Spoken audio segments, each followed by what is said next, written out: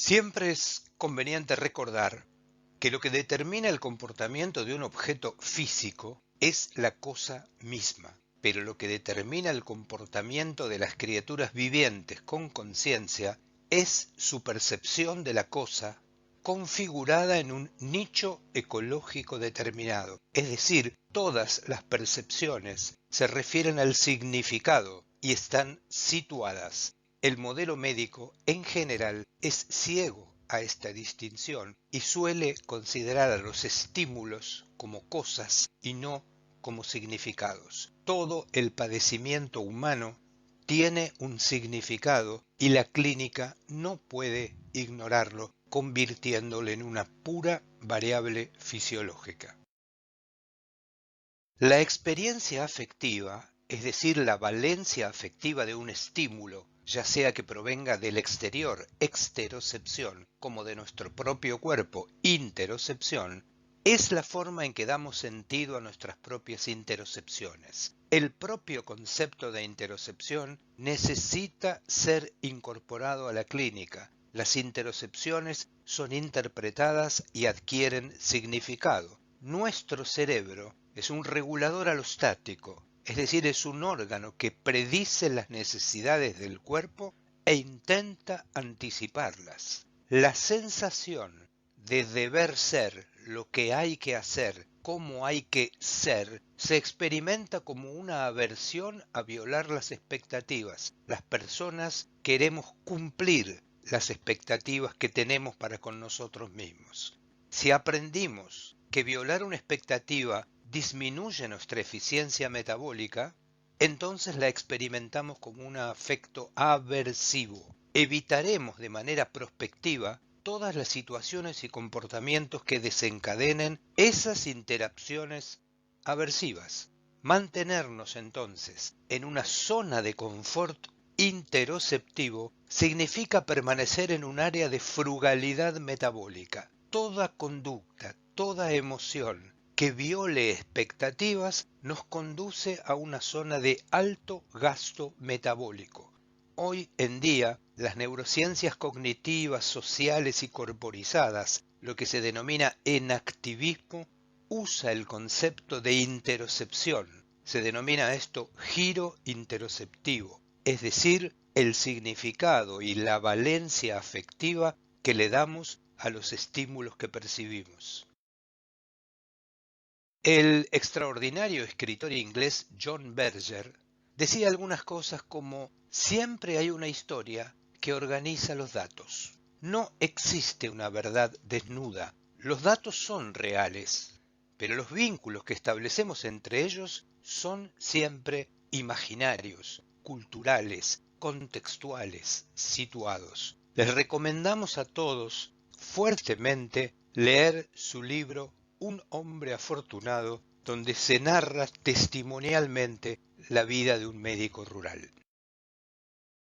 Oliver Sacks, en su libro autobiográfico, dice, entre otras cosas: al parecer no existe ningún mecanismo en la mente o en el cerebro que asegure la verdad. Nuestra única verdad es la verdad narrativa, las historias que nos contamos entre nosotros y a nosotros mismos y que refinamos sin cesar a lo largo de nuestras vidas. Nuevamente, biología y biografía van de la mano. En Intramed hemos tenido la oportunidad de entrevistar varias veces a la doctora Rita Charón de la Universidad de Columbia en Nueva York, que es la líder mundial en medicina narrativa, y nos ha dicho, entre otras, cosas como estas. Uno comprende lo que experimenta solo cuando se lo representa, y representarlo es una forma narrativa. La persona del médico adquiere significación y es determinante en los resultados clínicos que se obtienen. Los médicos somos muy afortunados porque la clínica nos permite usar nuestro entendimiento del mundo material y al mismo tiempo del mundo metafórico o narrativo. Los seres humanos somos los actores de nuestras historias. Vivimos nuestras historias. La vida no tiene significado independientemente de las historias que sobre ella nos contamos. Somos seres interpretativos y simbólicos. Las narrativas son palabras con poder, y para que ejerzan su poder, esas historias tienen que ser contadas. Narrar no solo dice algo, narrar hace algo. Narrar implica encontrar motivos, causas y razones. Crea relaciones entre eventos y produce significados. El discurso médico puede decirle a sus pacientes cómo vivir, pero las narraciones les dicen por qué vale la pena vivir. Y recuerden que toda disrupción biográfica narrativa genera de manera inevitable una disrupción fisiológica. La tarea del médico es articular estas dos dimensiones que solo están artificialmente separadas para conocerlas, pero que funcionan de manera unívoca. Los últimos desarrollos, los textos más recientes, sobre la manera en que las narraciones y el lenguaje configuran la biología, hablan, por ejemplo, de cuerpos lingüísticos. Este es un extraordinario libro publicado en el año 2019 por un grupo de investigadores ingleses y de otros países, donde se dicen algunas cosas que merece la pena incorporar a nuestra práctica clínica. Los cuerpos se conciben mejor como procesos, como prácticas y como redes de relaciones que como cosas. Los cuerpos tienen más en común con los huracanes que con las estatuas. El cuerpo humano universal no existe. Deberíamos eliminarlo de nuestras teorías porque es solo una ficción estadística. Los cuerpos están siempre inacabados, se están construyendo de manera perpetua.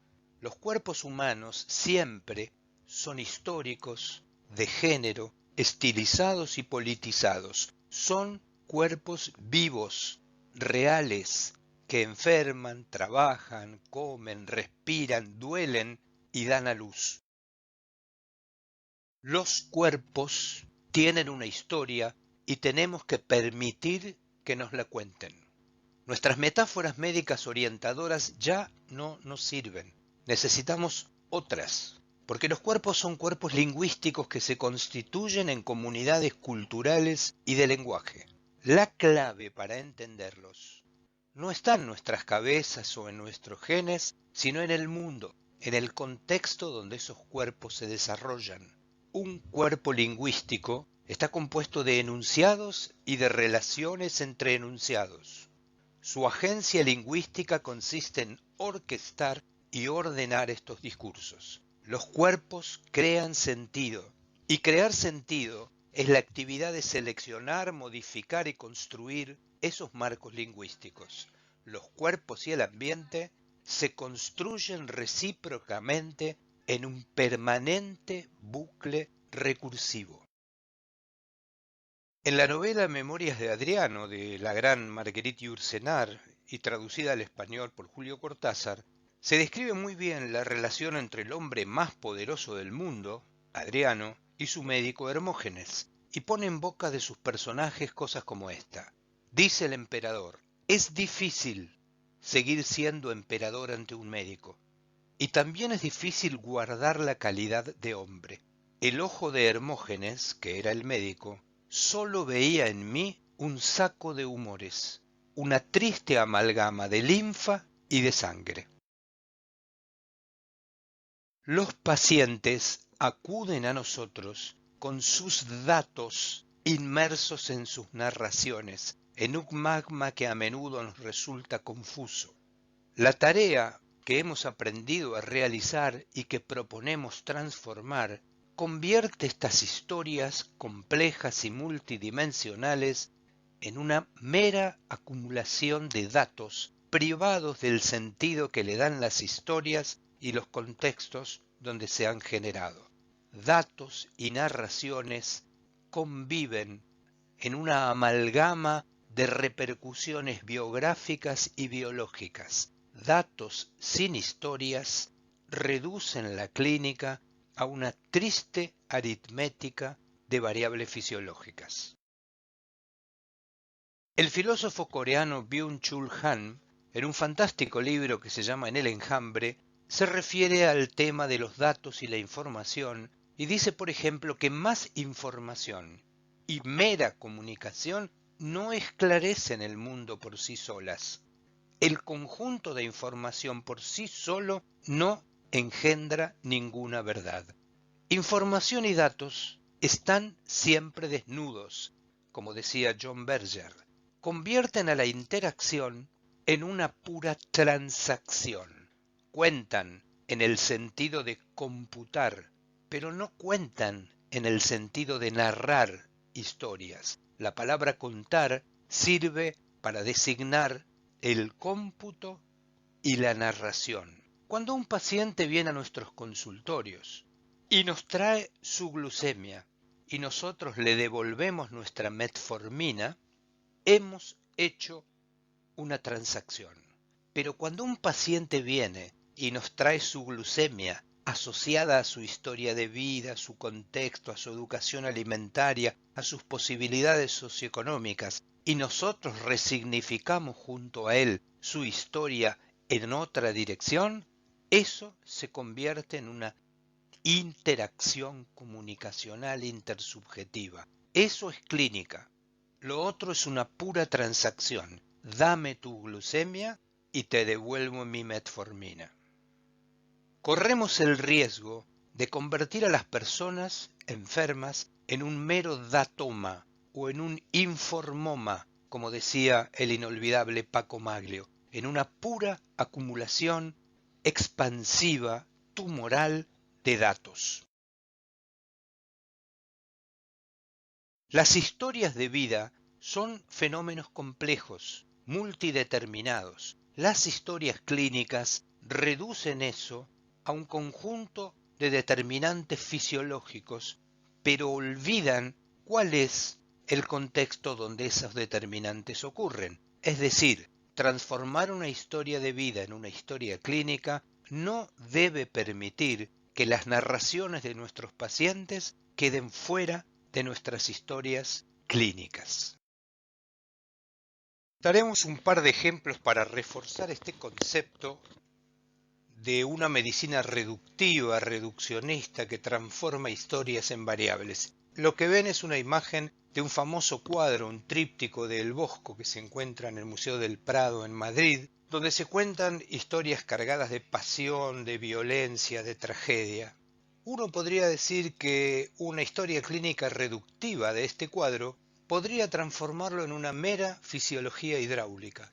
¿Cuáles son las fuerzas y las variables físicas que intervienen en aquello que estamos viendo en el cuadro? Pero al hacerlo, lo privamos de todo aquello que le da sentido. Como en el cuento del borracho que buscaba una llave debajo de un farol y alguien le pregunta: ¿qué estás haciendo? Estoy buscando una llave, pero ¿la perdiste acá? No, la perdí en otra cuadra, pero aquí hay luz. Quizás el mayor problema al que se enfrentan las ciencias académicas es que lo que es medible a menudo es irrelevante, y lo que es relevante a menudo no se puede medir. Es decir, buscamos la llave solo en el lugar que nuestro conocimiento ilumina. La educación médica tradicional modifica aquello con lo que llegamos a las facultades de medicina, una empatía natural, una habilidad espontánea para comunicarnos con otros y la capacidad de percibir su propio padecimiento. Convertimos las palabras que designan el dolor humano ante la enfermedad en una jerga técnica supuestamente precisa. Se la denomina ideolecto. Pero al hacerlo, privamos en el lenguaje de toda la dimensión subjetiva. Este fenómeno, la adquisición de un lenguaje que nombra fenómenos fisiológicos, pero deja de nombrar la repercusión subjetiva que ellos tienen, crea una barrera comunicacional a veces infranqueable con nuestros pacientes. Dos monólogos, el del paciente y el del médico, que encima hablan unas lenguas diferentes, no pueden ser un diálogo. La mayoría de las conversaciones suelen ser monólogos desarrollados en presencia de un testigo, pero ni esperamos que él nos comprenda, ni nosotros comprendemos a él. Esto es como decía nuestros abuelos: usted toque lo que quiera, que yo bailo lo que me gusta. Pero los hombres sabios hablan porque tienen algo que decir. En cambio, los necios hablan porque tienen que decir algo. Lo más importante en la comunicación clínica tal vez sea escuchar lo que no se dice. Lo que no se comunica no existe, pero es imposible no comunicar.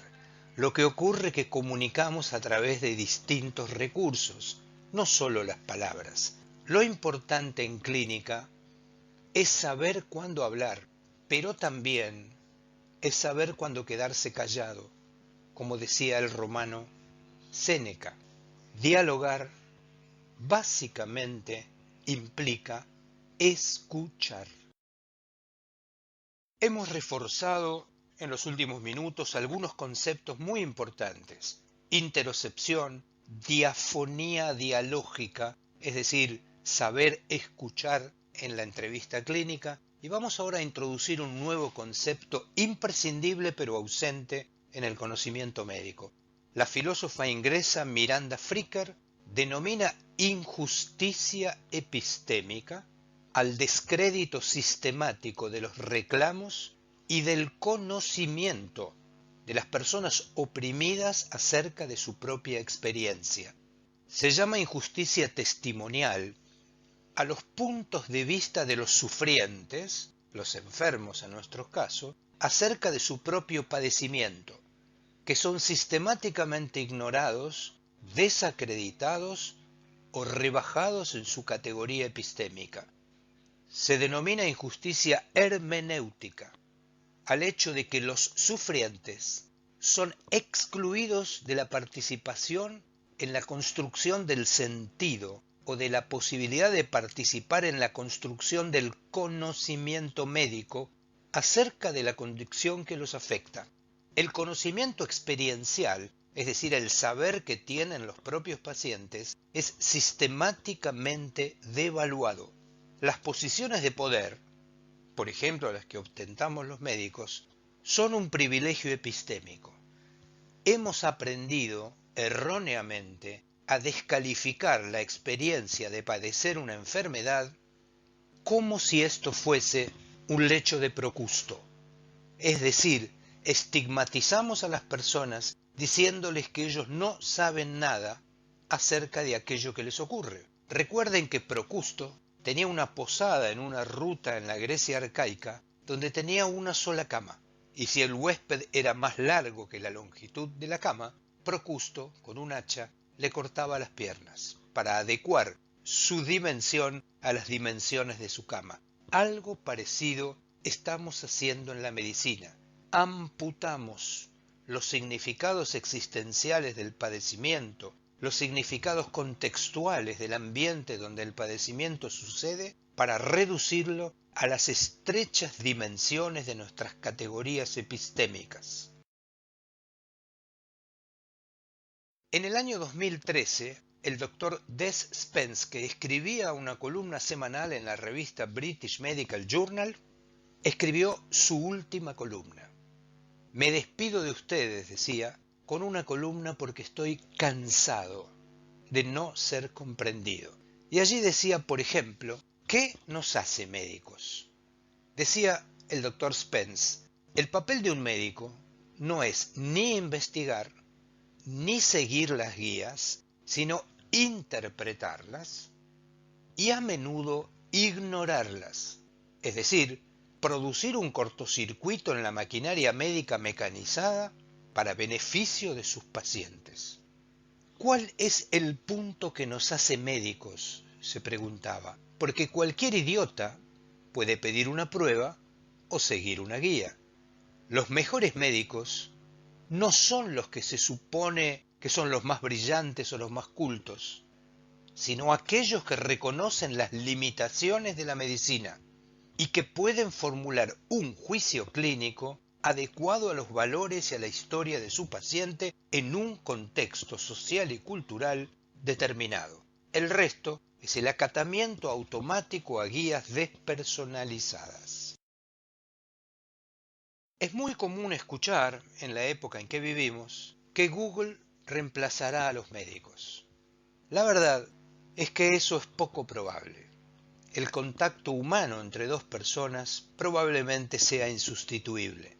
Pero lo que nosotros percibimos no es ese peligro, sino otro.